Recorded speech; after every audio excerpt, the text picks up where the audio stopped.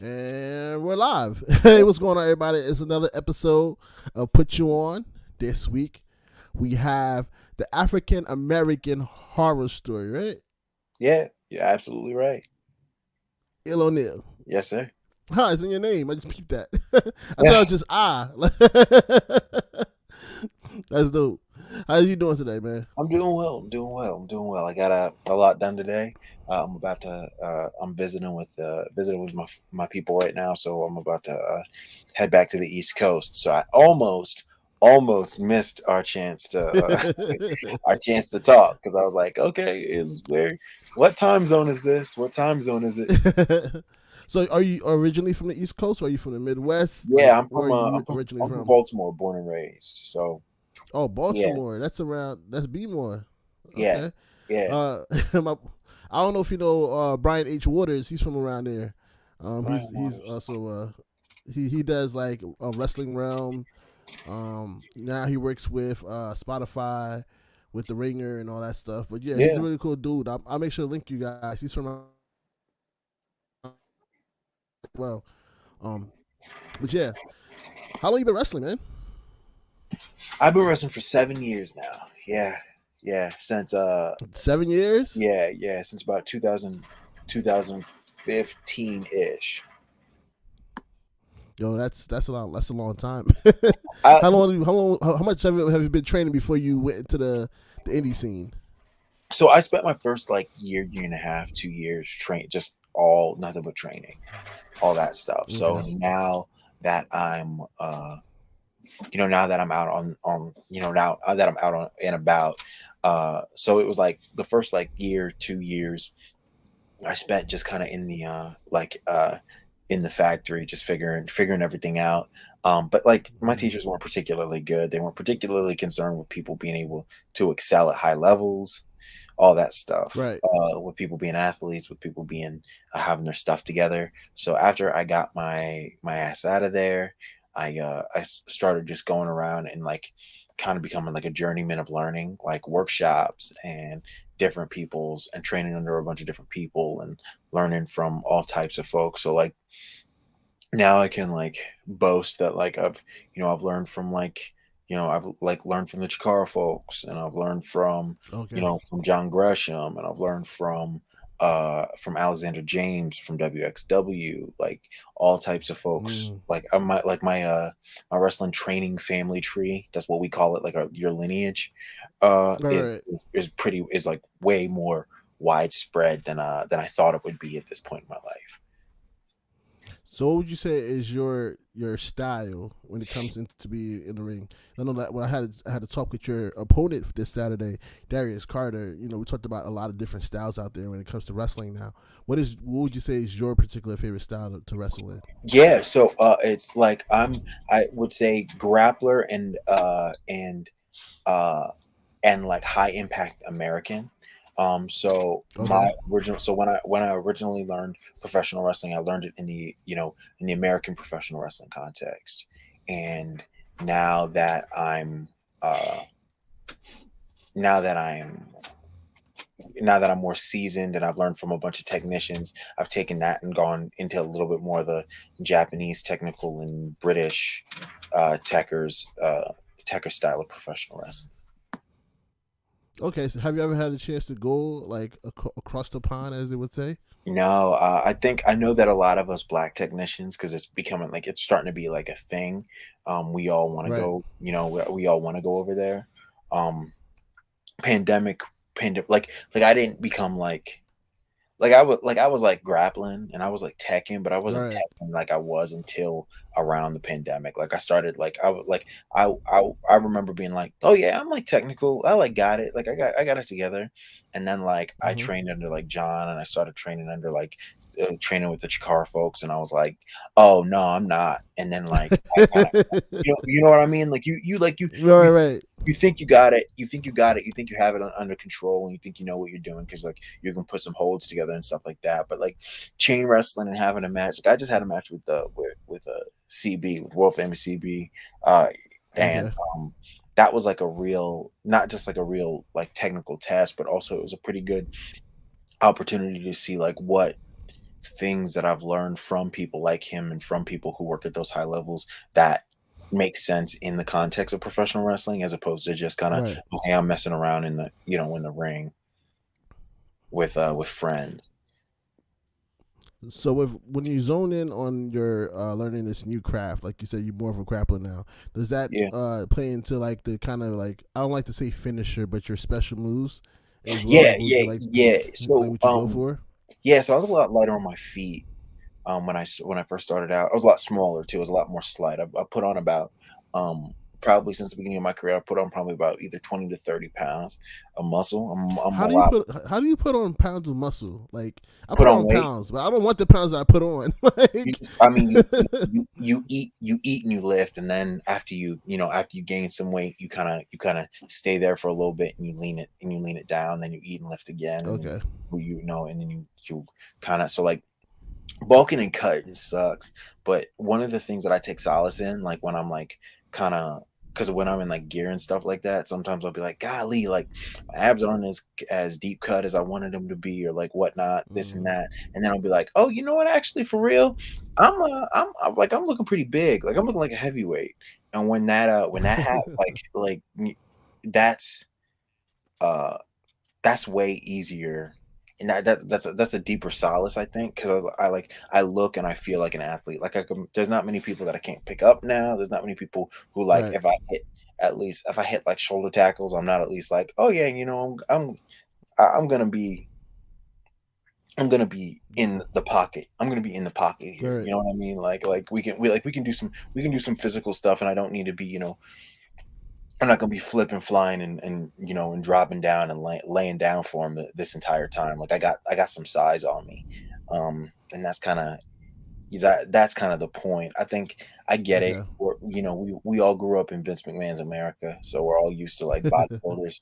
We're all used to Right, right, bodybuilders kind of defining what the peak athleticism in this sport looks like. But, like, right. honestly, half of them cats can't grapple. So, like, I get it. right. Like, I get it. Yeah, definitely. Yeah, I get it. You can gorilla press a guy. That's all good. That's all well and good. But, like, if I lock you in an ankle lock, like, your stuff's gonna be messed up the same way and, like, you don't have any flexibility. You don't have any range. You don't have any movement. Like, Right. you're slow. You're big. You're slow, and you look good. And, like, unfortunately, that doesn't turn into wins. So back to your like your special moves. What are some of your special moves that you tie in with your grappling? Yeah, like, I've kind of co-opted the ankle locks from Jordan, because there's a lot of really fun leg and ankle locks that you can do, but also I got a lot of arm work that I Okay. can get into. Um I used to do the reverse crab. I was doing it recently. When we started going back to Beyond, I started using it more just because, like, hey, like, baby face. It's a nice, like, fun baby face kind of move, like, good guy move.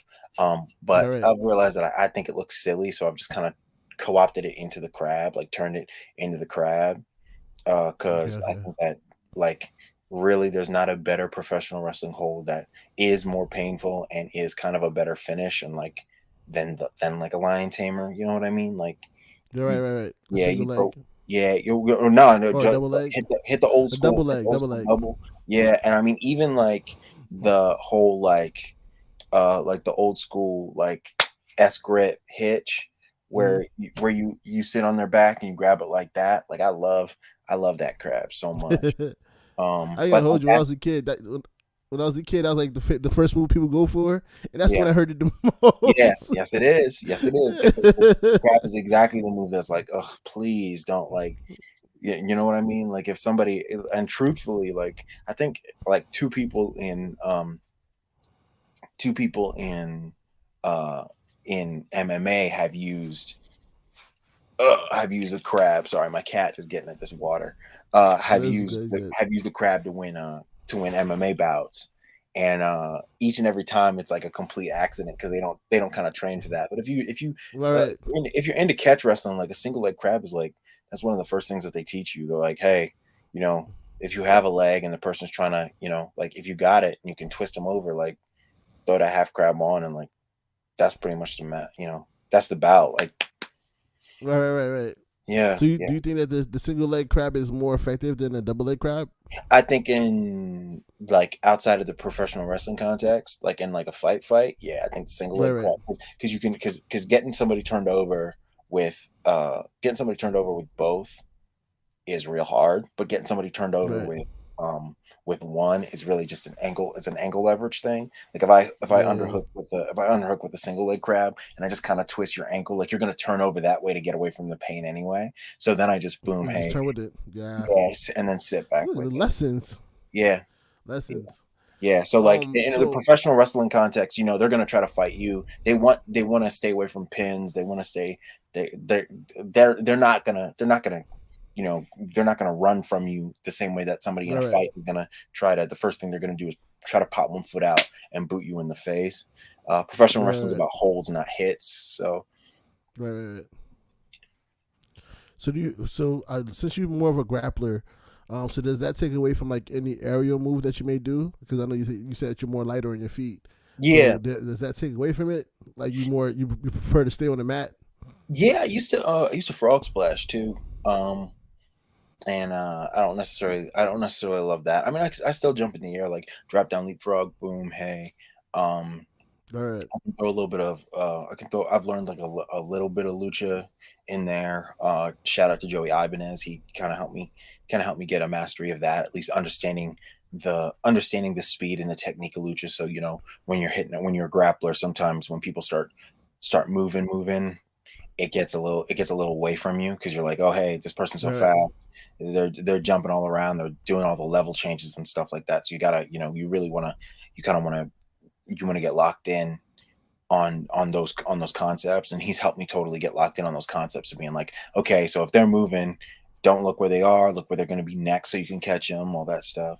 Um, so yeah, I'm not necessarily a jumper anymore, but I mean, I still got it in me. I got ups. I got ups. I'm a little bit heavier than I used to be. So, I'm not always so sure people are going to, want to be underneath me when I come down. all right. So Yeah. speaking of getting up, so you play any other sports? Like, Yeah, I was a two sport athlete in high school, and then I went to college for football. So I Greco-Roman wrestled, freestyle amateur wrestling in high school, and I played all right, strong safety and running back. And then I went to college, and I played on the practice team at the University of Maryland for about a mm-hmm. year and a half. And Right. then I during a snap during like a practice drill, boom, got hit, got blindsided by a block, really, boom, hey, and I just tore the rotator cuff out of my shoulder. Oh wow. Yeah, yeah, yeah. So but like I I'm had starting like to see it. hmm? Go ahead. Go ahead. I'm gonna say what I'm gonna say. Go ahead. Yeah, I had a lot. I had a lot, like athletics is hard. I had a lot of options post my athletic career, at least my professional athletic career on that end. Because like my entire life I've been acting too. That's one of the things that people always, yeah, they always get on me on like with the promos and stuff where like the African American Horror Story stuff came from. Like I've always been an actor, like since I was like 4. Like I had Right. I was like a child actor. There are uh like there are episodes of like the Cosby Show and like what is it, like a different world or something like that, I think. Really? Where you can, like, yeah, where like there are kids in there and like I'm one of the kids. Uh That's yeah, crazy. I just finished I recently just finished a different world all over again. I it's a really good really show. like finished about like 2 months ago. Yeah. Yeah, it's a good show. It's a real So good I'm show. pretty sure he Yeah. was in that Christmas episode. Yeah. Yeah. So like like I've had options for a long time, and like when that kind of happened and like I didn't have like money to go to school anymore because of football and all that stuff, and like I had to get like Right. surgery on my shoulder and stuff like that. When that all ended, uh I was just people were like, "Oh, hey, you need it. Like, you should act again." I was like, "Okay, yeah, let's do this." And I got to do theater and all that stuff. I got to travel the world. I got to go to Second City and learn like improv and comedy from a bunch of people. Um, and then yeah, I was still itching to do something athletic, but like I was like, oh well, like I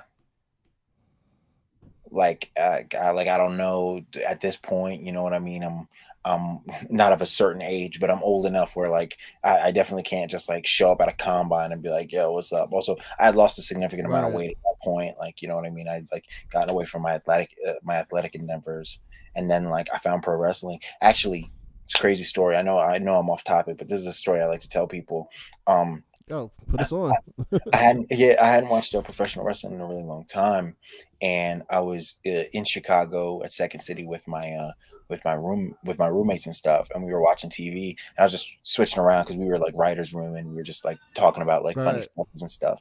And I saw Bray Wyatt on the TV, and it was his Miss Teacher Lady promo, and I Oh, was like captivated. I was like, this is incredible. I still to this day like World Eater, yeah, like Eater of Worlds, like yeah. whole world in his hands. Bray Wyatt is still one of the characters that I'm like, if they had done the right thing at the right Oh time, my gosh. yeah. Listen.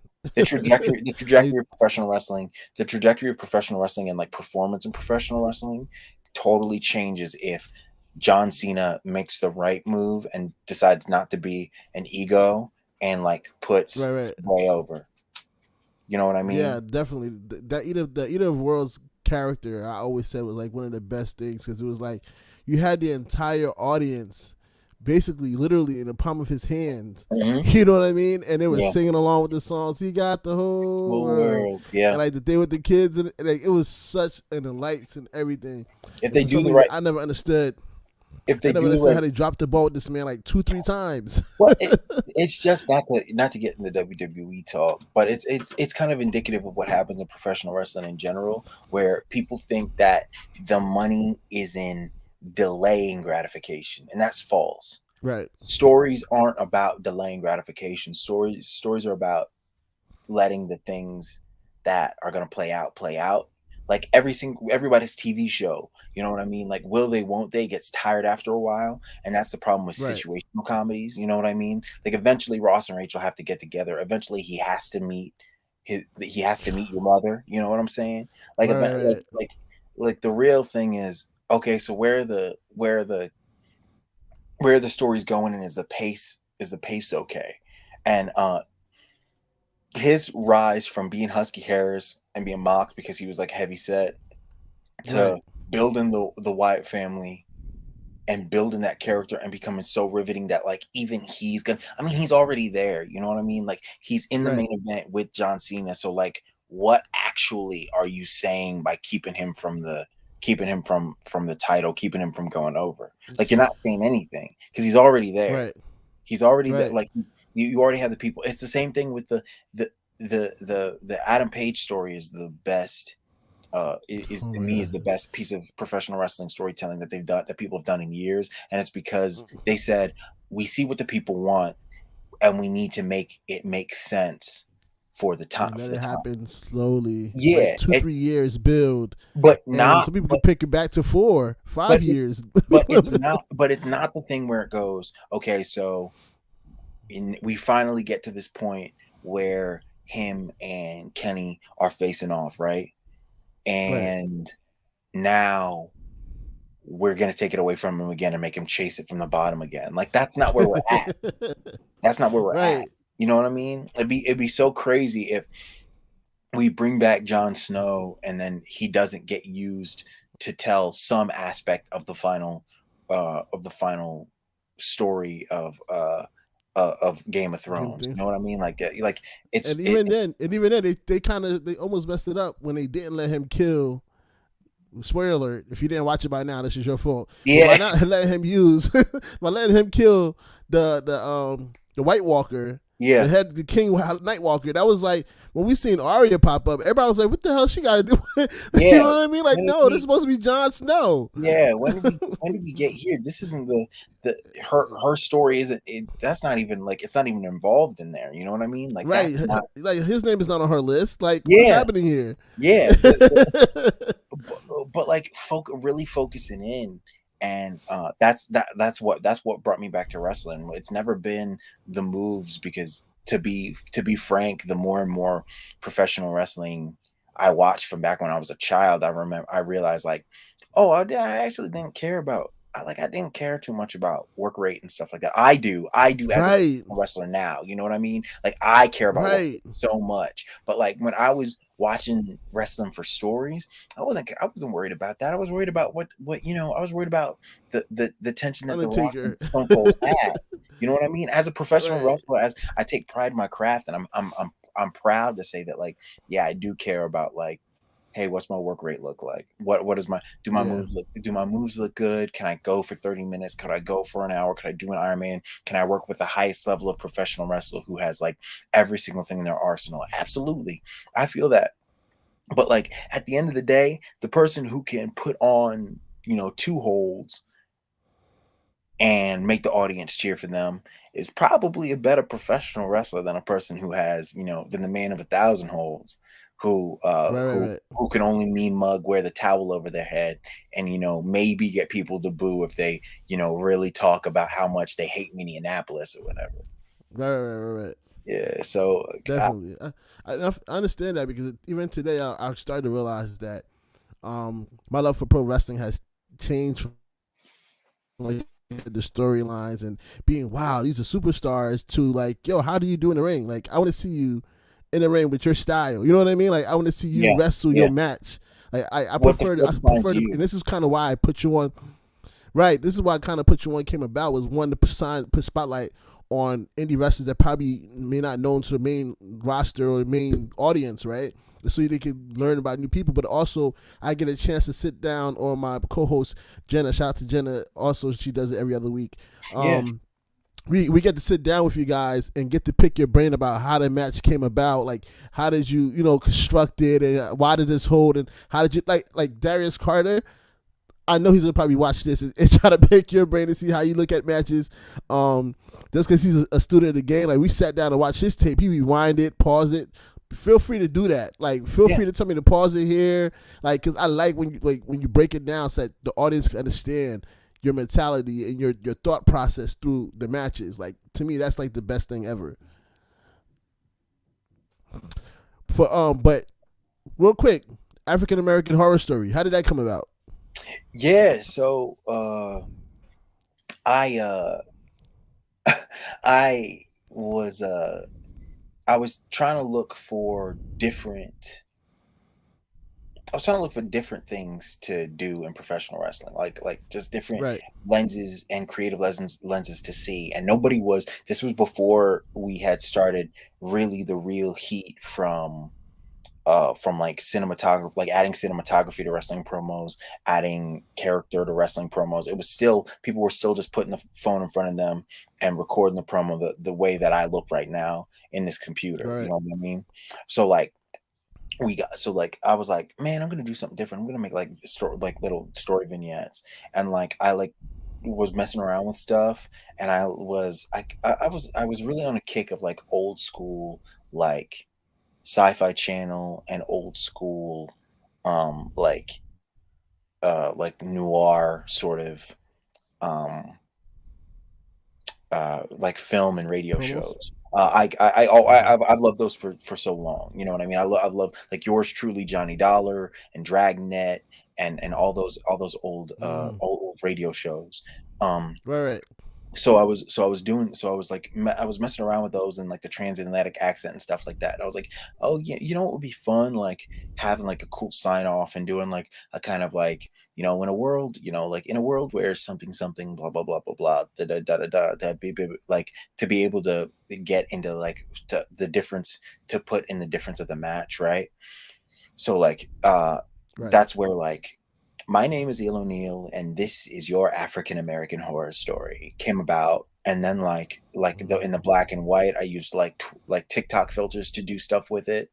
So I was doing Right, right, promos in black and white a lot. And then I was just talking about, because it was had just been the oh wow, it had just been one of the police killings. So I was really, really, really trying to do promos about like what it's like to be like a black wrestler, as opposed to just being like, "Hey, I'm only gonna wrestle I'm only gonna I'm gonna have kind of a universal wrestling experience."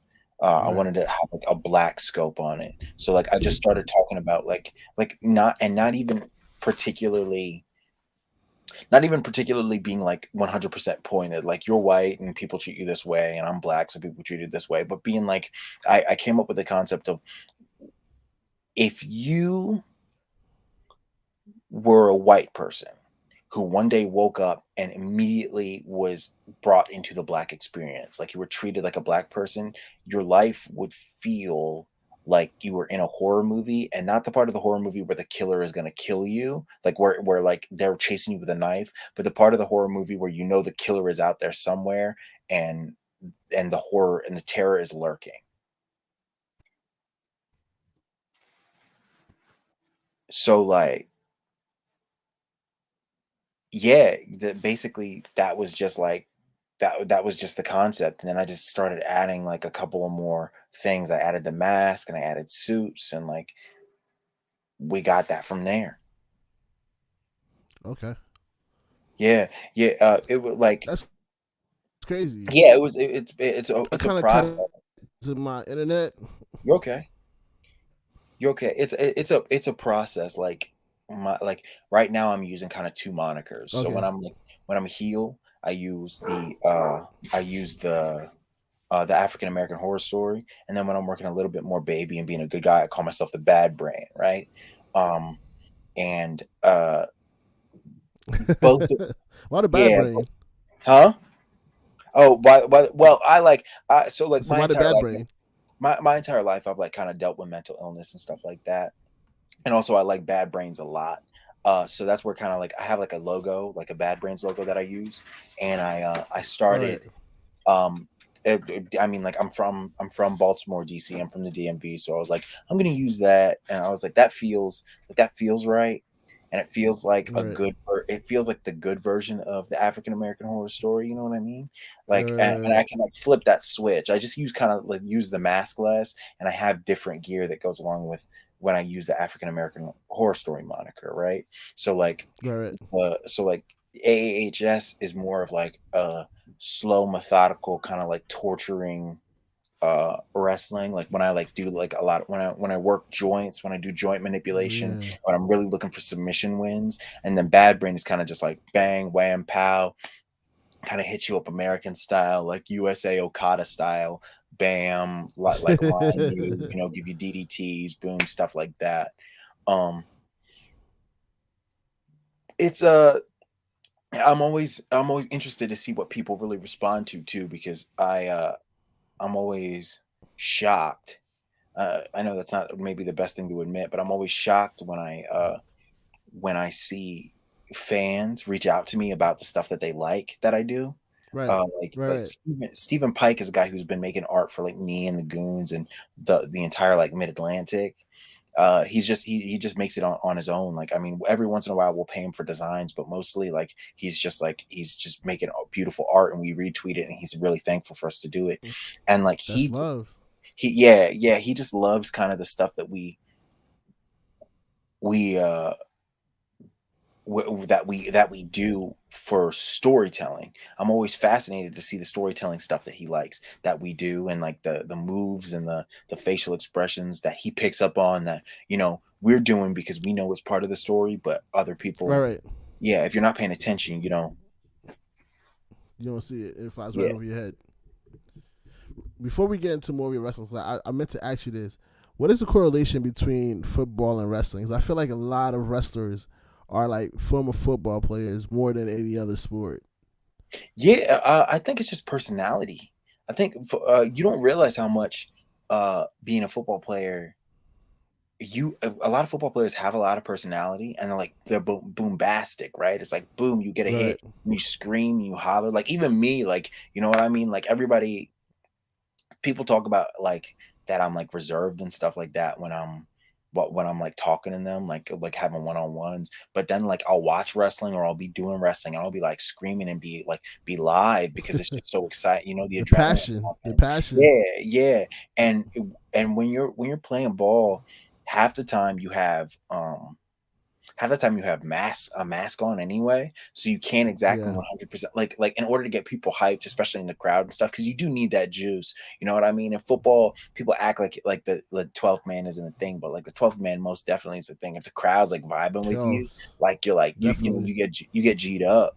So it's like in order for them to see you and to see kind of what you're doing and to get them into it, you got to make big facial expressions because even on the sideline they Yeah. can't see you. So you're learning stuff about professional wrestling and about like, oh hey, like I mean, even in professional wrestling, when sorry, in football, when you need the crowd to like get up, like you're on D, right? And like you need them to start making noise because you need them to like get in the head of your opponents. Like you can give them hand signals and they'll start making Yep. noise. You can give them claps, they'll start making noise. You can give them this and they'll start making noise. And same way in professional wrestling, when you need that extra key up, you know what I mean? You can start Right. giving them some of this and they start G'ing up for you. You can give them claps, they start G'ing up for you. Yep. You can Yep. tell them to make noise and they start G'ing up for you. And that's the stuff that like translates over from professional wrestling, from football over to professional wrestling and back again. You know what I mean? Like, Yeah, that's I never realized that. You're right. There's a lot of the same hand motions between the two sports. yeah. So it's like you're like, oh, you're teaching. In football, you need the audience because if they're dead out there, I mean, you feel dead. You know what I mean? You don't want to be out there. The gear's heavy. It's either hot or it's freezing cold or it's wet. You're Yeah. sweating. Everybody stink. Like you don't want to be out there. If you're not doing it for the love, if you're not doing it for the passion, you're not getting paid. Like what the hell's the point? But when they're into it and you're Right. Right. into it, you got the heat too. Yeah, yeah. That does make sense. Recently there's been a lot of like MMA cats. Um and Yeah, like that too. yeah, but like they're like even that breed of guys, like they're kind of different. Like I think they just have they like the sillier aspects of professional wrestling, even though a lot of times they present themselves really seriously. I think MMA is so serious and it's so much training, and it's always like, hey, you can't eat that, you got to sweat, you got to lose this amount of weight so you can make weigh-ins, blah blah Yeah. blah. Like half the time, those they're tired of being so serious. But football players, I mean, like think about like the entire attitude era is a bunch of guys who like play football, you know what I mean? And like their work rates aren't maybe the best, but like those guys are like I mean those guys are like the masters. The Yeah. person who I love the Goldberg. most, yeah, yeah, I mean Austin too, Dwayne, Austin, Farouk. yeah, yeah, all those guys, like I mean they were, and they bragged like serious professional football stats, and Yeah. we are great professional wrestlers. So yeah, Yeah, man. that's even today. Like you do look at the lineups that they have, and you see there's a lot of people that play football like Roman and his cousins, and Yeah, I mean top like dollar. Let's talk about even yeah, guys. Top Dollar. Yeah. Yeah, talk about AJ is a great guy. I think we just missed Oh, each he's from other. your area. I forgot. Yeah, Yeah. yeah, yeah. We just missed each other at University of Maryland. Or if he was on the squad, he was probably one of the guys who I never would have been able to touch. You know what I'm saying? Like if he Right. was on the squad, if he was starting when I was playing practice team, I probably never saw him at practice. Right. Yeah, yeah, yeah. So That's but I mean he's great. He's a great performer. He's massive. You know what I mean?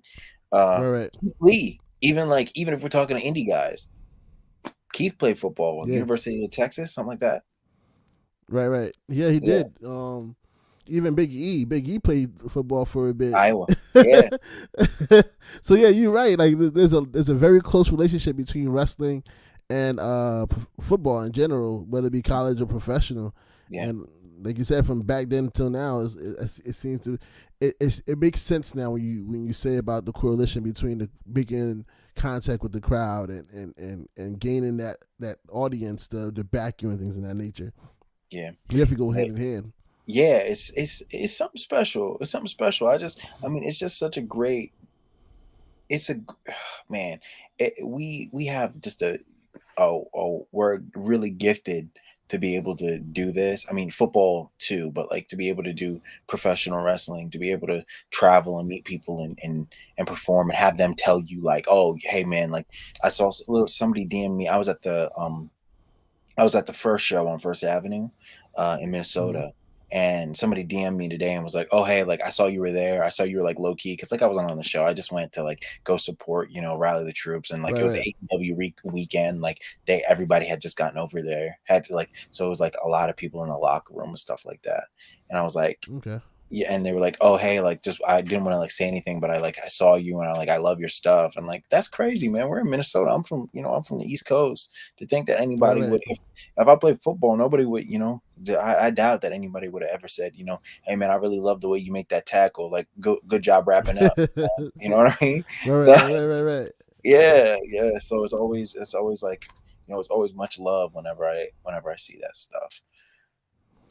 What is one of your dream matches that you would love to have?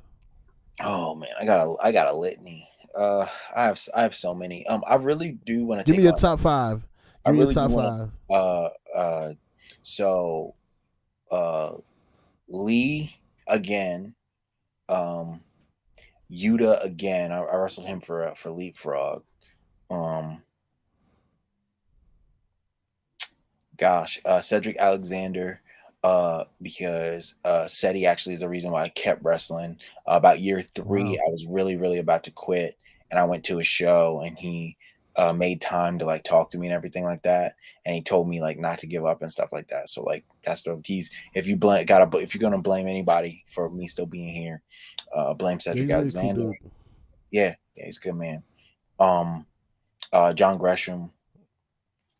And my dream of all dream matches is Norman Smiley, but I know that'll never happen. If I ever got to wrestle Norman Smiley, Never say never, man. You're in yeah, wrestling. You already know that. Never say never. yeah, that'd be crazy. Yeah, yeah, man. No, wrestling Norman would be the Why first Norman thing on my. Smiley? I mean, he's like people sleep on Smiley at how good, but like if Norman Smiley had been born today, he would be like a Jay Lethal or John Gresham. Like he'd be like a black technician. You know what I mean? Like he was. Right. You know what I mean? Like he was doing like UWFI stuff. He was doing Shudo in Japan. He was like that when he was running the black magic gimmick in Mexico. I know people think of him primarily as a comedy guy because like Big Wiggle and stuff like Right. that. He's absolutely fine. Right. And like Norman Conquest and Norman Smiley. But like legitimately, he was he's so good at professional wrestling. He's so good at grappling. And like I've heard you that. I heard that a yeah, lot. yeah, you watch his old tapes and you're like, he's so good at like the technical aspect of professional wrestling. And it stinks because like for a really long time, a lot of us were really we were really uh taken out of that position. We weren't allowed to like legitimately it was like black wrestlers aren't allowed to be technical. So now I think that there's Right. this overwhelming grouping of people who are like, "Hey, I want to get into technical wrestling because for so long we were told like, nah, you got to be an athlete. Like that's it. Like you're just an athlete. Like you are Yeah. you either dance or you are like we're going to talk about how you're a preternatural athlete and you know what I mean? Yeah. Definitely. Yeah. Yeah. See, like just like my tag host, the tag partner said he definitely gets a lot of praises from wrestlers he trained over the years, and Yeah. he spent a lot of time over in WWE and that Training. performance center for a reason. Yeah. And Yeah, everybody seemed to love him. Alexander James just was talking to me about like drills and stuff that Norman was showing him when he went down and had his tryout and stuff like that. And he's gotten to spend a little bit of time with Norman Smiley and like yeah apparently like he has a pretty life changing mindset. He's a very kind man. Um, I'm really attracted to the concept of kindness in professional wrestling. I know a lot of us, don't get to experience that. So when you hear about like kind of the older guard who like they make the time to be like, hey, like this was wrong, this was wrong, this was wrong. I thought this was right, but like this could change and you could do it this way and it's a little bit faster and easier for you. I'm always like, oh, Right. thank God for you, because there are so many people who will just tell you, you know, it's the drizzlings and move on, tell you, hey, it's bad, that's bad, and then Right. okay, Shouldn't do that, and then walk away. yeah. Thanks chief, man, like, yeah, can you elaborate? yeah. Yeah, so it's always so interesting to see people who like really really really make the time. I know we talked a lot about like black grapplers. How is it in the indies? Because we know when we watch professional wrestling now on TV with AEW, WWE, Impact, and all these other promotions, there's kind of like a more uh, of a focus on black performers, right? Yeah. How hard is it in the indies for black performers as well when it comes into breaking into the business? I mean, it is, but it's just because like it's not harder. It's just it's different, right? Because you have to go in with the expectation that like people have um people have dumb expectations based on years and years of BS that they've been taught is okay in professional Right, wrestling. I like me. Some of the first matches that I ever went out, people called me every single wrestler other than my name. And like right, I don't look like those guys. You know what I right, mean? Like, right, like I don't look like like calling me Leo Rush doesn't make any sense. I'm I am at least 6 inches taller than Leo Rush is. Uh, right, you know what I mean? He's from DC. I'm from right, Baltimore. Like, fine, that's right, pretty much where the similarities end. Um, right, right. yeah, and like uh, that you like they're they've been told that we're kind of interchangeable. So Yeah, when you make it stick, I think that's the thing that you just got to really do. Like you got to look them square in the eye and be like, "Hey, look, like you're not playing you're not playing that game with me." And call audiences. I think you have to hold them to a higher caliber. You have to hold them to a higher bar, right? They get away right, with what we let them get away with, and they do what we let them get away with. Which is why like when you set the rules for them and let them know what they can expect. Hey, I'm a professional wrestler, and this aspect of grappling is going to be the thing that you respect about me, and you're not going to talk down to right. me. Hey, that's what this is. Um, that's when they have to listen to you. Shug D, Sugar Dunkerton was telling me, Yo, he was like, one thing that you want to do, he said, you never want to change it. He says you want to add layers to your personality. You want to show them, but he's like, don't ever let them write you off. Don't ever let anybody write you off. Don't ever let anybody tell you that you're just X kind of guy. You're just Y kind of guy. You're just Z kind of guy because he went through that. You know what I mean? And he was like, yeah, and it set me back. He was like, I acted crazy and stuff like that, but also but also for a good amount of my career, I let people tell me that I could only do A, B, and C. And yeah. He now, does a lot of. I don't. no, go ahead. I'm sorry. When it comes to Sugar Duckets, I want to just sort of say real quick. I don't know how much he spend time on Twitter and spaces like that, but he does a lot of like great things on the spaces and take time to talk to different wrestlers and give advice about how to get yourself booked and how to get into the locker rooms, how you should carry yourself in the locker room, how to get better looks. Spending just helping independent wrestlers do better on the indie scenes altogether. And I just wanted to point that out that he's like one of the few that I see do those kind of spaces and try to put others on to Yeah. game, kind of speak. And I think he won the title recently, and I was like, I'm very glad that he's getting his flowers somewhere in that Yeah. sense. Yeah. I mean, people are definitely showing him respect and showing him, the elder statesman treatment, which I think that he really much deserves. I mean, like he's gonna get his flowers before, yeah, before long. But it really is this kind of thing where like you just have to have this understanding that like you have to take yourself seriously in Right. in certain aspects of your performance. It doesn't necessarily have to be, oh hey, um, it doesn't necessarily have to be, oh hey, like the only thing that we're doing is uh the only thing that I'm doing is me mugging and talking smack to the audience. But you do have to take pride in your craft, even if that's deathmatch, that's comedy, that's grappling, that's strikes. Uh, but you can't let people treat you like what you're not like what you're doing at a high level is somehow less than somebody else who's your peer who's working at a high level but is a Right. different shade of color than you are. And that's Right. really when I tell people when I see black grapplers or black wrestlers, I'm like I want you to be the best at this. but I also want you to understand what you want to do and what you want to get out of it, so that you can let people know that that's the aspect of this that you should be looking at. Because there are a ton of things that we all do that people don't necessarily pay attention to. You know what I mean? Sometimes a lot of Yeah, professional wrestling is just kind of this until you get to, hey, look, that's the story that we're presenting to you. You know what I mean? So definitely. yeah, so when you're saying like, hey, you know, this, look at all this is all fancy, hey, but really what I need you to understand is like, this is a story where I'm talking about how I'm messing with this person's leg. Like, make sure that your moments are clear and defined, make sure that your actions are clear and defined, make sure that your holds are things that people look at and can go, ouch, I know that that hurts because I've had something like that, similar to that, happen to me. You know what I mean? A lot of things in Right, professional wrestling that don't translate to audiences because, frankly, they've never been put in this position. They don't understand what some things feel like. And even if I do put on like a cravat, like, I love cravats. I love it. I think it's a. I'm so glad that Chris Hero made him super popular. I love him. I don't think that there's a person in the world who, if I do not put them in a cravat, in a shoot cravat, would go, I understand what a cravat looks like, feels like. You know what I mean? That pain, and that's kind of the right, universal that we're telling. Pain is the universal language that we tell. We tell stories that we communicate with in professional wrestling. I twist a finger, you know what that feels like. I twist your arm, you know what that yeah, feels like. Hit you in the face, you know what that feels like. Slam you on the ground, you fall down, you know what that feels like.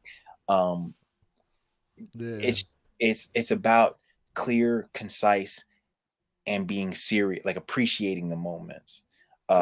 One person who I love and who wrestles a different style than me is Billy, right? Billy Dixon, another DMV great. Billy is absolutely incredible. Billy's all about moments. Billy doesn't necessarily care that much about Mm. technical grappling. That's absolutely fine with me.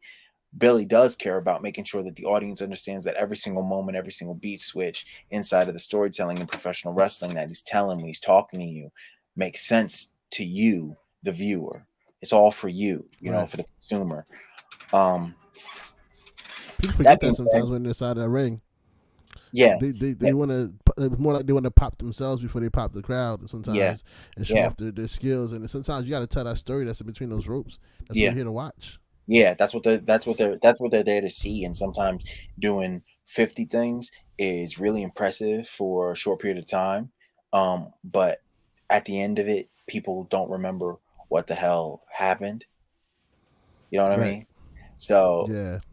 so when you finally get to, hey, this is the story that I'm trying to tell you, that's when that's when they're paying attention. Did you see had the honor to see the Suzuki Daniel Bryan match? Oh my god. Yeah, so like Yes, I did. Yes, I so they did. so like Like, it wasn't this hold for holds. I think not that I don't think Suzuki can do it, not that I don't think that Suzuki Sama can do it. I do believe that right. he can still go hold for hold with pretty much any professional wrestler, in professional wrestling right now. But does he want to? No, I think that his storytelling ability is essentially so simple that you know, he can hit somebody three times and make it tell a different beat of a story each and every time. And that story Each and was every time. all just about that beautiful warfare. Um, Right. I mean, The D-Bry's gonna pain and care like no matter what. inflict inflicting the pain and just between him and Brian Danielson and like the history they had and when you watch that match and how brutal that match was Yeah, and the storytelling between Brian Danielson and Suzuki, it was just chef kiss. Like I watched that match at least twice on YouTube. You know what I mean? So and that's the thing about today, is that I don't like the fact that people take YouTube for granted. Like for a while, like I'm pretty sure when you was growing up, when I was growing up, to see a lot of these great matches, you had to struggle to find tapes. You had to stay up 2 o'clock in the morning to watch ECW. Um, you know what I mean? To catch yeah, WWE, you had to watch it on pay per view. If you didn't, you had to try to wait to the scrambler, look through the scrambler, or hope your friend taped it because they ordered it. And now we're getting free wrestling on YouTube, and that is a problem for some people. And I never understood. I never like understood that. well, so I think they're coming from an experience of surplus, right? Like Right. they're coming from a world where we had the IWTVs and the Fight TVs, and they have the network, and they have the peacocks, and they have this and that and all this wrestling that's all collected, and they don't realize. I mean, like I'm not even like that old, but like I still remember when people were talking about, oh hey, I got this tape. You know what I mean? Yeah. Oh hey, I got X, Y, and Z. And when people were talking to me, like wrestlers who trained me, were talking about Wildman Robbie Page always used to be like, hey guys, like he's like, I know that it doesn't make sense that I'm selling these tapes to you. Like I'm telling you guys to buy these tapes that I've like collected or whatever. And he's like, I know that it seems like a grift, but he's like, I'm not. The reason that I became a good wrestler is because I threw these in the VCR, and I found like small pieces of different things. And sometimes it doesn't. Sometimes they don't work. I watched a match with like it was like the Hardys versus versus TNA. Is the Hardys versus TNA versus Test and Albert. And Yeah, Tess and Albert. yeah, and they try to do this Mexican catapult spot, like that you like the monkey, like monkey flip position, except you have your hands knocked, and you like Right. boom, you rock back, and you try to push the person up, and like they pick you up and hit like a drag or something. But like Right. they tried it with the wrong side. Like Albert's too big for it, Right. and uh Jeff doesn't know what he's doing, because I'm sure like no Lucha Right. had showed him that stuff at all. But then when Right. you watch it, you're like, oh wow, they clearly like they found like a tape, they found something, and they were like, okay, let's try it and see, because this is a throwaway match. Who's This is not the shit on the grades, obviously, because like obviously Albert and no, like no, Andrew no, Test, no. obviously, but like who's marking, who's watching for who's watching for a TNA versus the Hardy Boys match.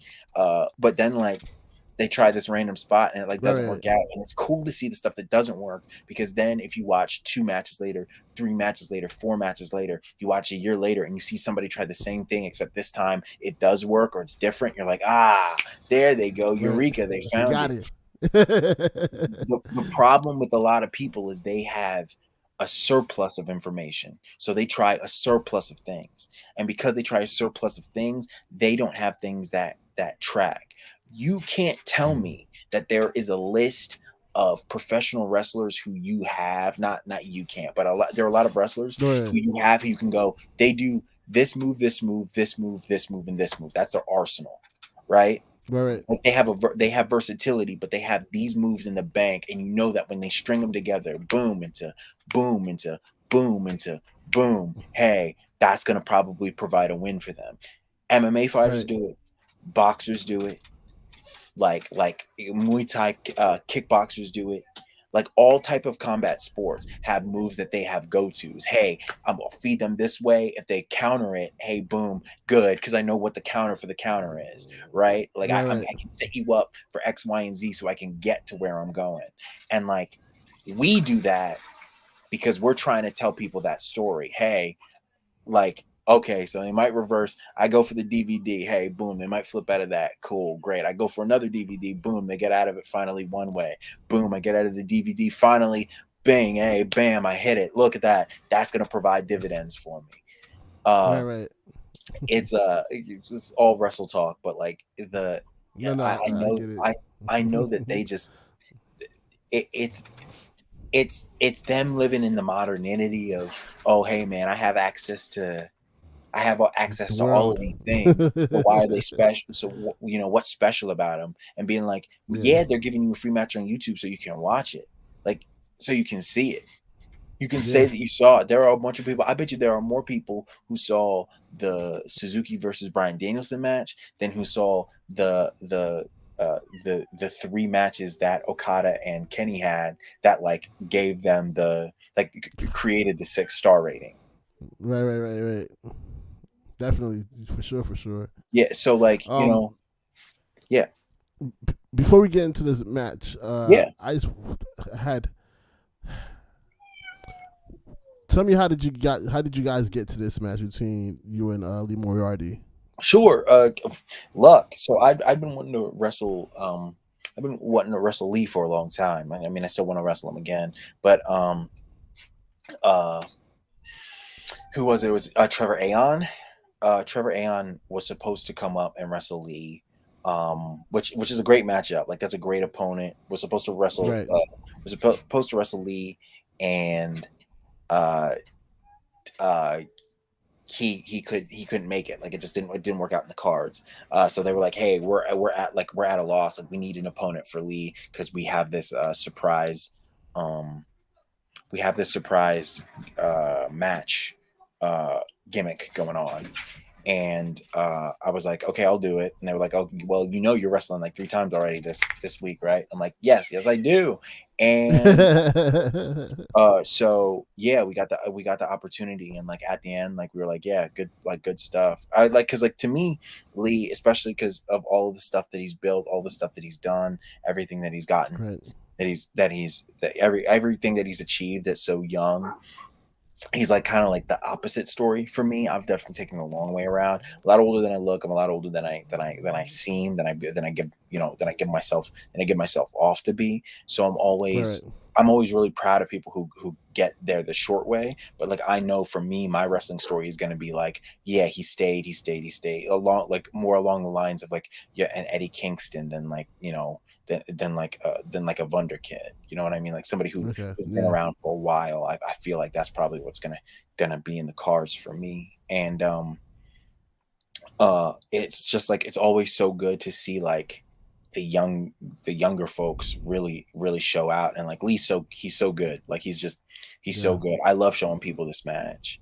Um yeah, I love showing people this matchup. I will say we'll watch it and I'll like talk you guys through. I won't stop because I I do have like a hard cutoff at like 8:30 ish, but I got you. I we'll got keep you. rocking. We'll keep rocking. I got you. Right before we get into this, did you real quick for people that don't know yet? This Thursday we having a special edition to put you on with Darius Lockhart versus Lee Moriarty. Me and Darius is gonna break down that match. I don't know if you ever got a chance to watch it yet. Um, did you get a chance to watch that match yet? Wait, it's him versus who?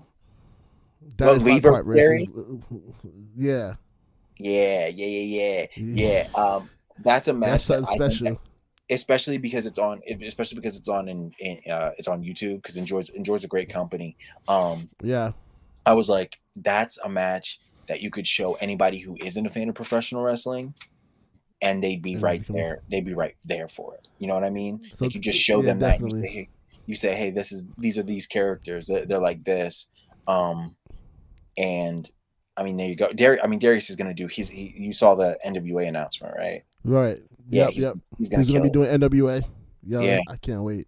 So Yeah. yeah, I have him this Thursday for put you on a special edition. Yeah. So you guys tune in for that. We're gonna break down that Lee Moriarty match. We got Lee Moriarty right now versus Eel O'Neal, That's the right. American horror, the African American horror story. Yes, sir. Let's break this match down real quick. Yeah. I can't wait. I watched it this morning again after you gave it to me. I watched it again this morning. I was like, yo, this is dope. And then for you to say that you guys just came up with it on the fly, that's just like it just added more to it, in my opinion. Wow.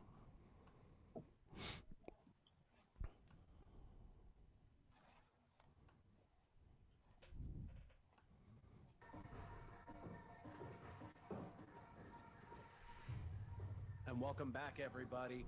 Just to address some possible confusion to our viewers out there who are watching on IWTV, at the time of this recording, Lee Moriarty was the IWTV champion, and he has since lost that title. It's an empty arena. Yeah. Empty It's arena. actually a pretty big match. How hard is it to? How hard was it to have these kind of matches during the pandemic? Every once in a while, it was a challenge.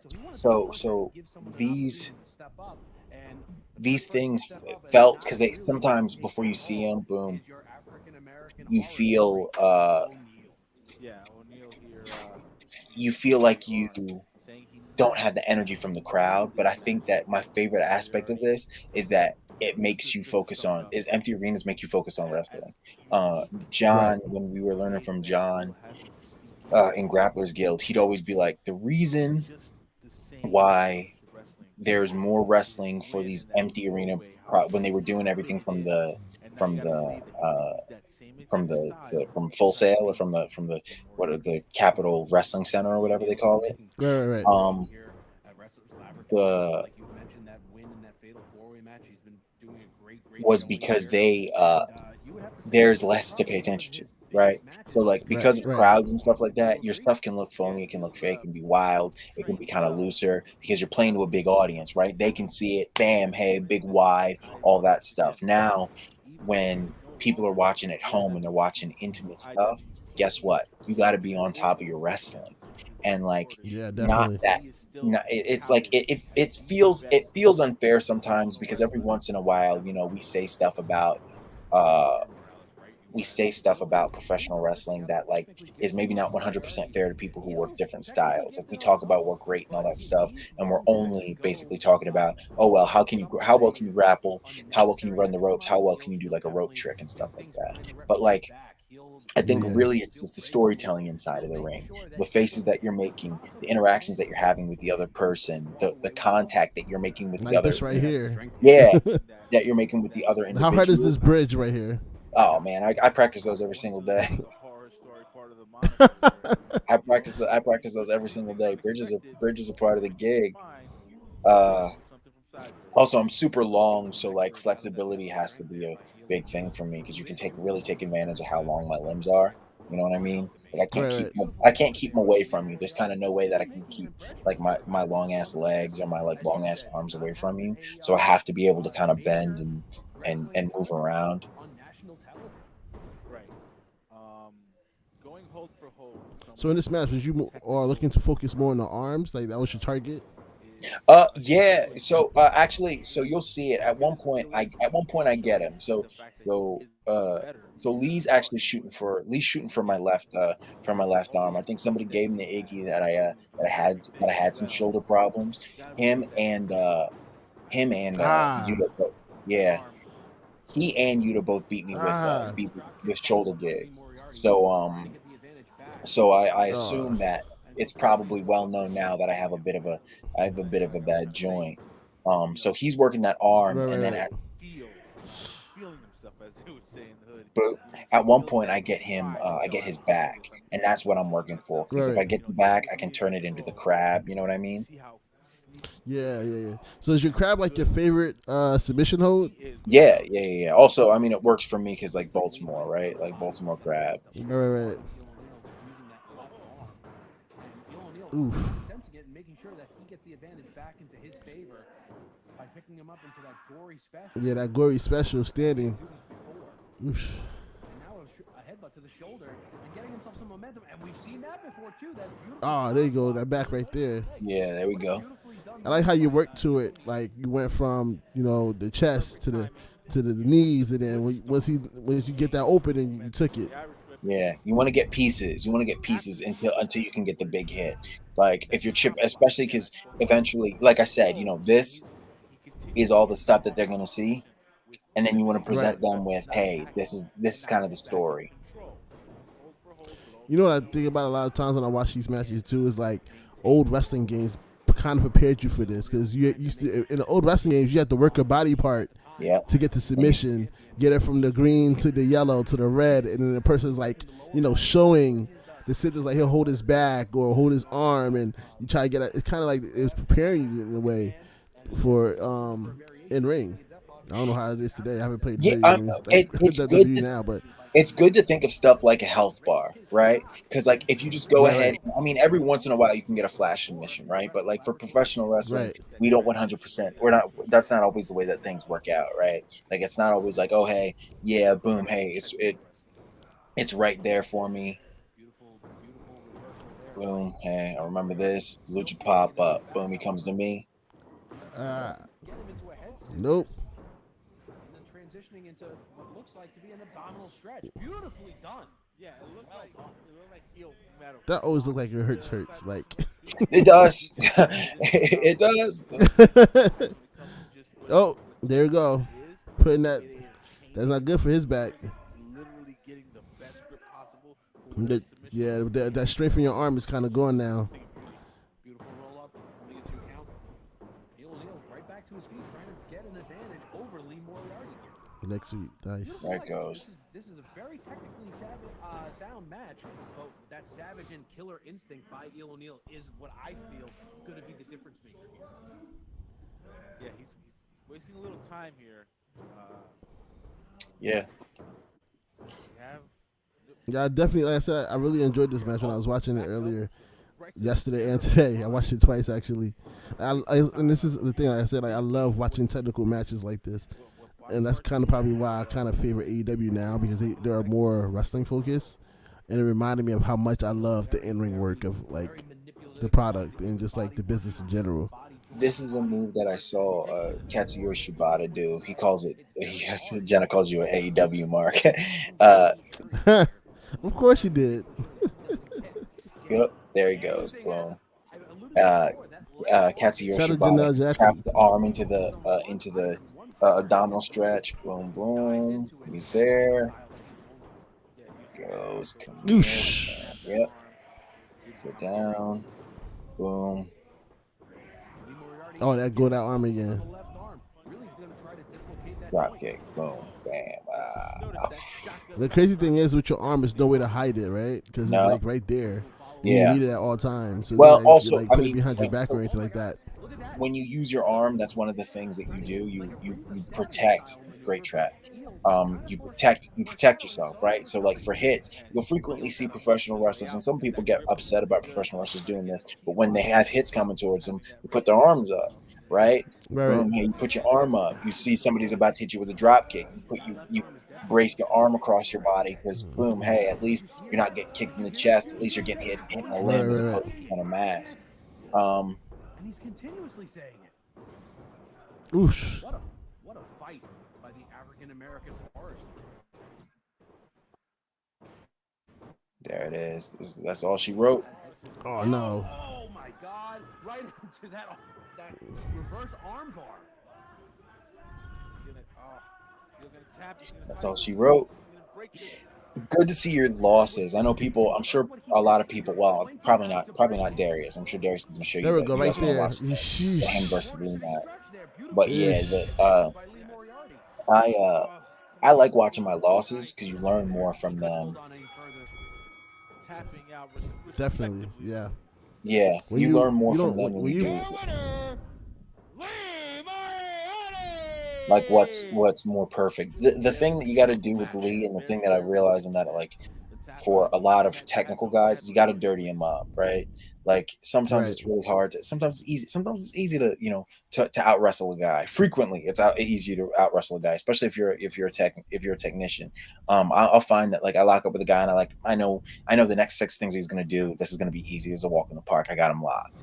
And then there's Right. some days when it's like, oh, you're with a technician. Okay, so working him and working this like you're trying to out wrestle him that way, it's not gonna work out for you, pal. Right. Yeah, it's not gonna work. Like it's not gonna work out for you. Even if you're a better technician than him, at least he's gonna keep those steps. So getting in the sub is gonna be Yeah. harder and harder and harder. You're gonna weigh yourself down.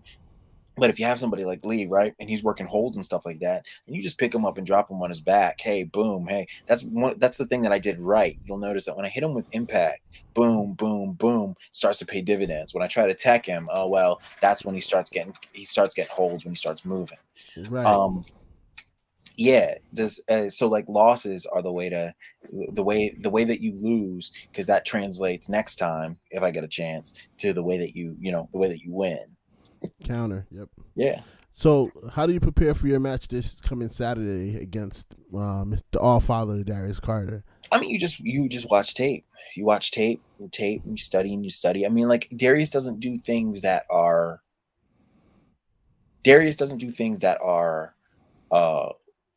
world shatteringly innovative. His innovation is that he's a classic, right? That the things that he's doing Right. are the things that have worked for millennia, like grounding somebody, working body parts, being physical, being strong, being like having a good gas tank, being focused on where you're shining, where you're, like where we're going, where we've been, what hurts, what's, and taking Right. advantage of the ring. Those are the things that have worked always.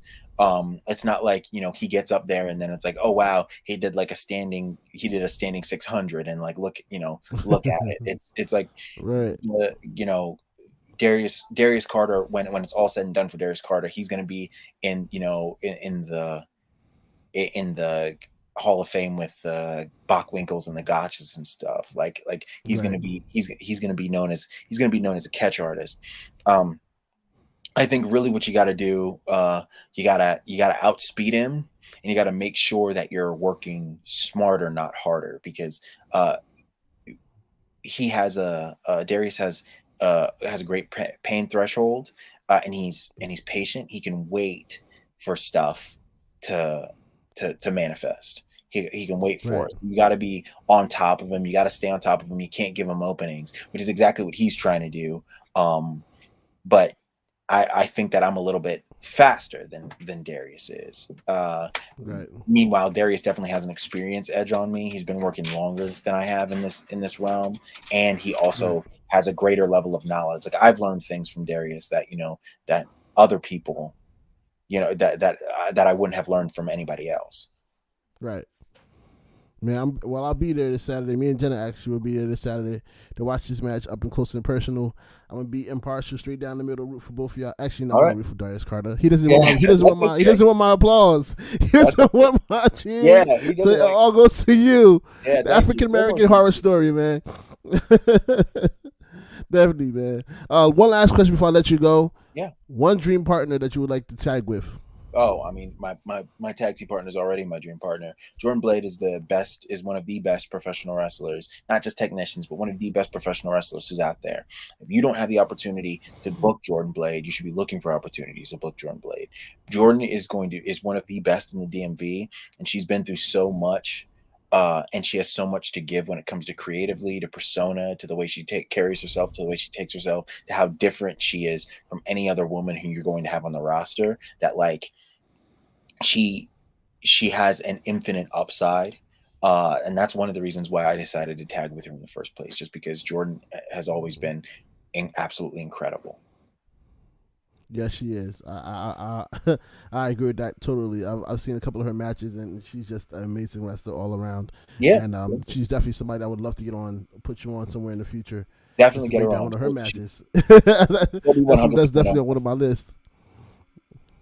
That's definitely Yeah, on my yeah. list. Thank you for spending this time with us. Good luck Absolutely. this Saturday. I'll see you this Saturday over at Invictus Pro Wrestling. If there's anything else, go ahead and plug in any future matches, any of your social media, your YouTube, all that. This is your platform to do all that.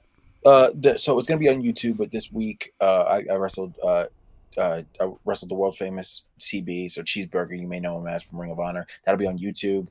Next week in the same for the same promotion, EWA, I wrestle Isaiah Frazier, who's a DMV stalwart. He's been here for a while.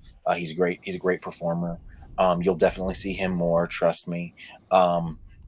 Then I have Darius. Then I have MV. So Darius Carter at Invictus, MV Young at a secret show that they'll be streaming live.